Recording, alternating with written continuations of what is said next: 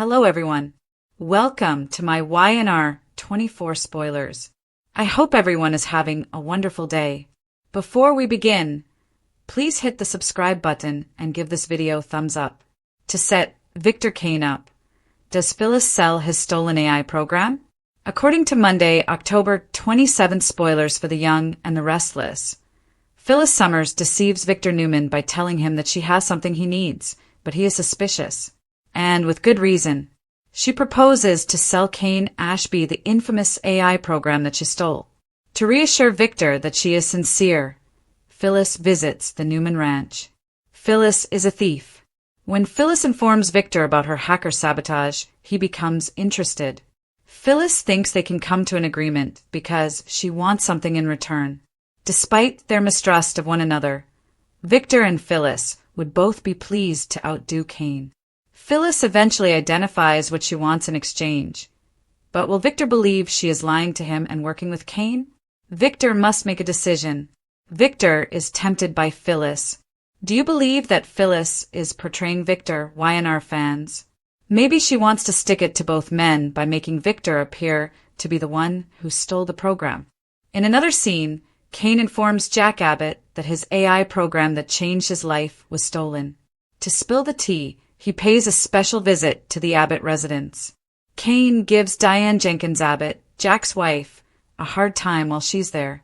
He can inform the Abbotts that his AI program has been stolen.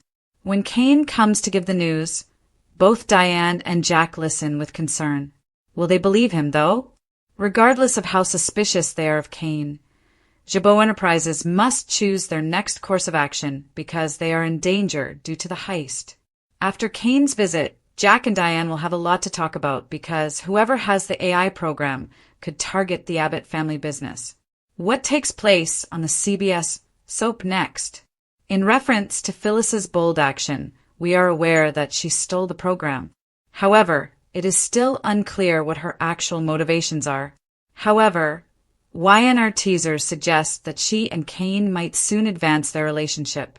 What do you think of this love partnership? Kane's setup ally, or Phyllis's AI software score a dud?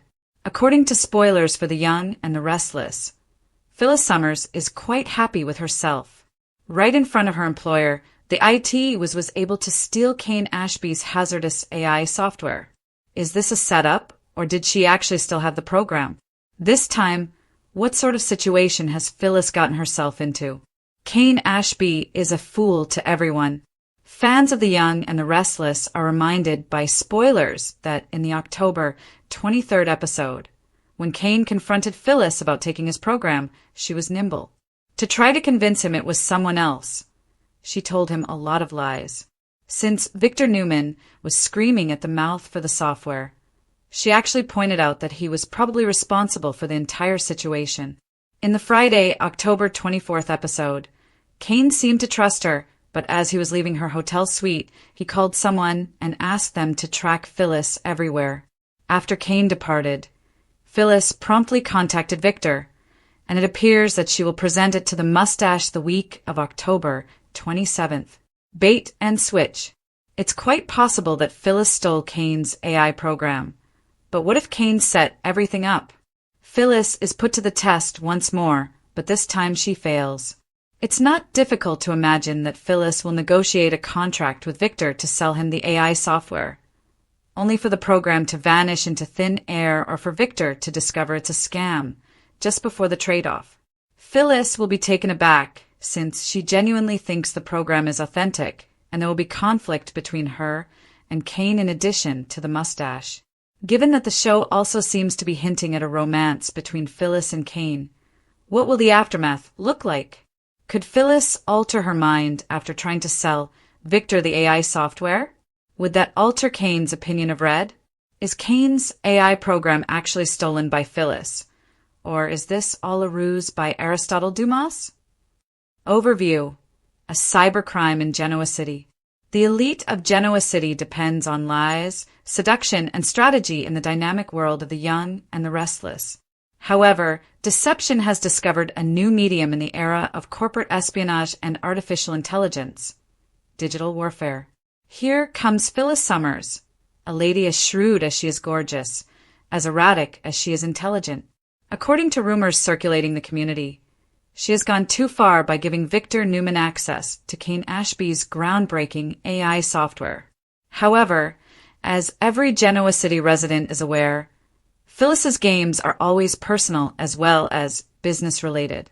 What happens is a complicated psychological dance between three power players, Phyllis Summers, Victor Newman, and Kane Ashby, rather than just a story of thievery and treachery. The stakes are existential rather than merely monetary. The destiny of Genoa City's business empire rests with whoever controls this AI. Chapter 1. Is Phyllis the architect or the thief? The shades between genius and madness have always surrounded Phyllis Summers, but her most recent adventure might alter the boundaries of her boldness.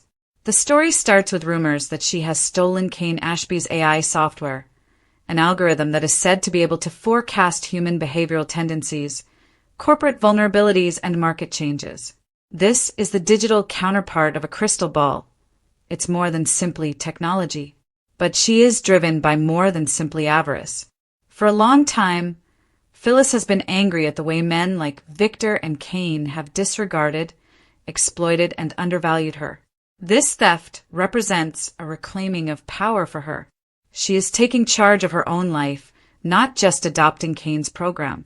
However, her conceit prevents her from seeing that Kane Ashby is not the naive fool she believes him to be. Phyllis plans her move in the Grand Phoenix Hotel's slick hallways. Victor Newman, who essentially created the art of manipulation, is the person she contacts. The tone is assured and the call is cryptic. She has something he needs. Even the mustache pays attention when Phyllis Summers says she can provide Victor Newman with something he needs. Chapter 2. The Newman Ranch Offer. The tension in the air is palpable when Phyllis first arrives at Newman Ranch. In his stronghold, Victor sits like a monarch, his eyes calculating and keen. He may be the person who knows Phyllis the best.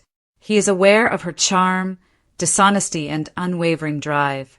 He welcomes her suspiciously rather than warmly. With a tone that combines curiosity and caution, he says coolly, "You say you have something for me, Phyllis, but I'm not sure if it's a trap or a gift." Phyllis flashes that cunning, bold smile that's a challenge as much as an offer.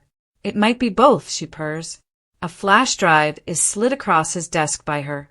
It contains the AI program that she says she took from Kane Ashby. As Victor picks it up and weighs it like a weapon, his eyes narrow. As two predators circle the same piece of prey, they only look at one another for a moment. He accepts Phyllis's offer of power, money, and leverage in exchange for the exclusive rights to the AI. Victor, however, is not a fool. He is aware that Phyllis typically encases gifts with dynamite when she gives them. Chapter 3. The Abbott Mansion and Kane's Revelation. Kane Ashby, meantime, already knows that something is off. He understood immediately who was responsible for his lost AI software, or at least who wanted him to believe they were. As someone who is impulsive, opportunistic, intelligent enough to pull it off, and reckless enough to attempt, Phyllis Summers matches the description. When Kane gets at the Abbott Mansion, his tone is urgent and his face is grim. Given that any meeting featuring Kane is sure to result in pandemonium, Jack Abbott and Diane Jenkins Abbott approach him warily. Jack's business instincts take over when Kane reveals that his groundbreaking AI program has been stolen. If the AI is misused for competitive sabotage, Jabot's loss might be disastrous. However, Jack is also aware of Kane's past dubious choices. "Are you certain that Phyllis did it?" he asks doubtfully. Kane is adamant. The only person with access was her. "However, I believe she isn't working alone." Diane silently listens, her thoughts whirling. Is Victor responsible? Or is this just another ruse to set Abbott and Newman against one another? Truth is always the first victim in Genoa City. Chapter 4. The Double Cross. It becomes evident that neither Phyllis nor Victor trusts the other as their negotiations heat up. Victor looks for flaws and requests confirmation of the software's authenticity. Ever the improviser, Phyllis responds with swagger and half-truths. She is aware that she is treading a fine line, though. The consequences might ruin her if Victor finds out she's bluffing, or worse, if Kane has already prepared a trap. The twist then appears. What if Kane had intended for her to steal it? She is haunted by the possibility. She remembers Kane's leaving remarks, which were a nonchalant "take care, Phyllis." He had been strangely cool when she denied stealing the program. Too practiced. Kane has been following her everywhere, but she discovers this too late. The flash drive she is carrying is bait, not just pilfered stuff. Chapter 5. The Suspicion of Victor. Victor has a gut feeling that something is wrong.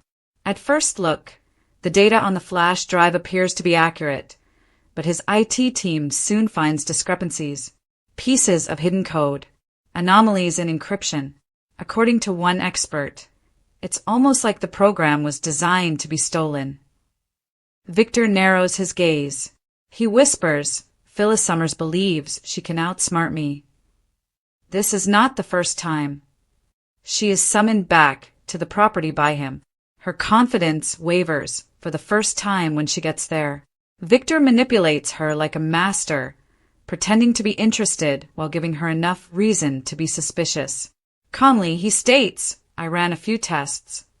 Would you mind explaining why the source code of this software contains a tracking signature from Newman Industries?"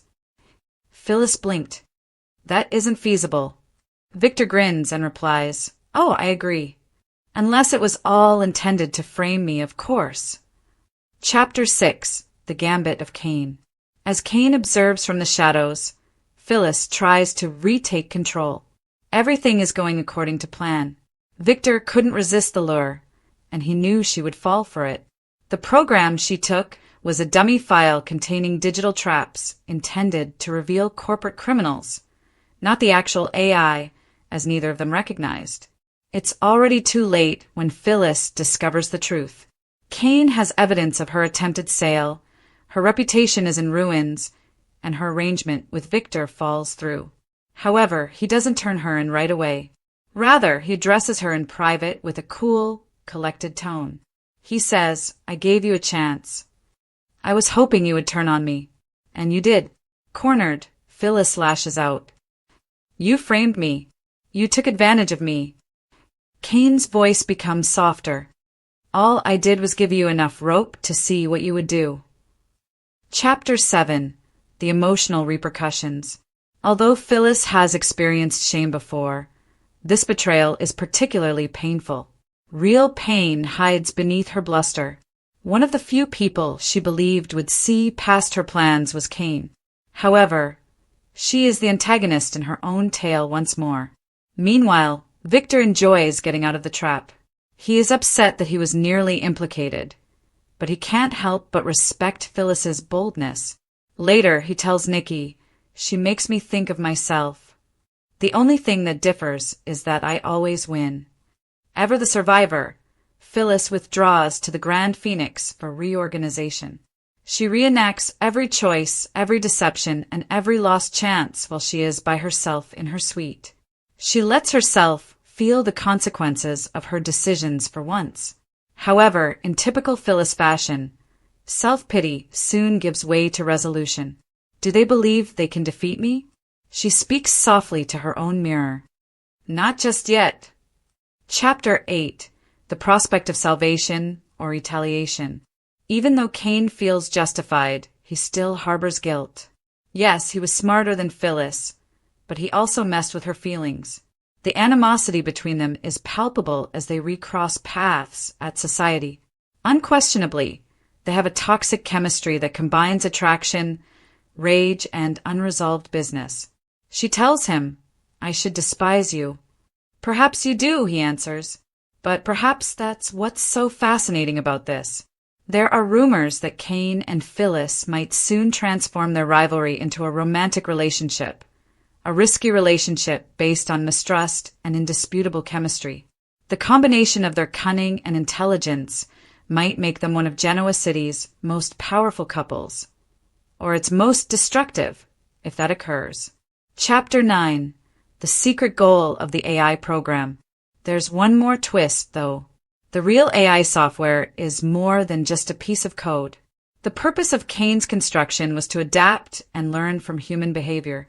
Phyllis accidentally activated a subroutine that started gathering information on her when she accessed the system. The AI is now aware of her habits, vulnerabilities, and secrets. Kane learns that his algorithm, which was initially designed to forecast financial results, has started to reveal surprising truths about human psychology, especially Phyllis's. In a heated follow-up encounter, he confesses to Jack, it's like it knows her. It predicts her next move every time she acts. Jack scowls. Kane, that isn't a program. Obsession is what that is. Chapter 10. The Resumption of Authority. The demise of Phyllis is just transitory. She starts planning her return by the end of the week. She selectively exposes material to the media, presenting it as though she was testing Victor and Kane rather than betraying them. She transforms her near collapse into a story of perseverance using her signature charm. Victor, meantime, makes the decision to closely monitor Phyllis and Kane.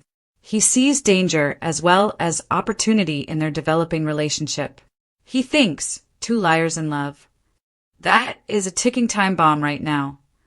In the last eerie moment, Phyllis goes back to her laptop and opens what she thinks is Kane's AI's dummy file. But as the screen comes to life, a message appears. Hi, Phyllis. I have been anticipating your arrival. Her eyes enlarge. Kane? She murmurs. Not Kane, responds the AI. Exactly how you made me. Turn black. Conclusion, the machine's moral. The Young and the Restless turns the drama of human greed into a representation of the digital era within this complex web of lies. Even though Phyllis Summers believed she could outsmart everyone, her own desire ultimately outsmarted her. Despite his intelligence, Kane Ashby allowed his craving for control to grow into something terrible. And the everlasting patriarch Victor Newman demonstrates, once more, why trust is the most valuable commodity in Genoa City. The persistent question is whether Phyllis was the victim or the villain. Maybe both. Because in a future where robotic minds and human hearts mix, the true threat lies not in what is stolen, but rather in what is produced when ambition is allowed to run amok.